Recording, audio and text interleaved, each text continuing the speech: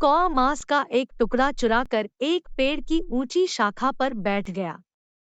मांस का टुकड़ा उसके होठों के बीच फंसा हुआ है। इसी समय एक लोमड़ी ने उसे देखा और कूद गई। उसका लक्ष्य मांस के उस टुकड़े को हड़पना है। जो कहा जाता है वही किया जाता है। वह कहता रहा, कौवे का मुख कितना सुंदर है।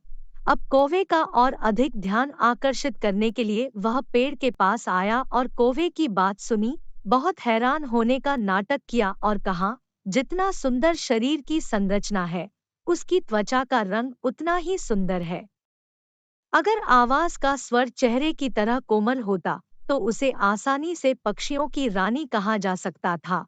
जब वह इन तरकीबों के बारे में बात कर रहा था, उसका दिमाग वास्तव में मांस के उस टुकड़े पर था। इस चापलूसी पर कौवे का मस्तिष्क प्रशंसा से फूल उठा। उन्हें अब अपनी आवाज की प्रतिष्ठा की चिंता थी।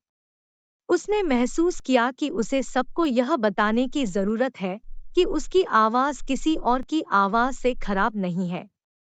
उसने ऊंचे स्वर में पुकारा और उसके होठों पर रखा मांस का टुकड़ा उसके मुंह से गिर पड़ा।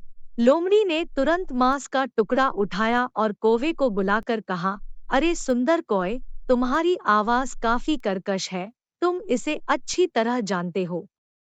लेकिन अब आप समझ गए होंगे कि आप कितने मूर्ख हैं।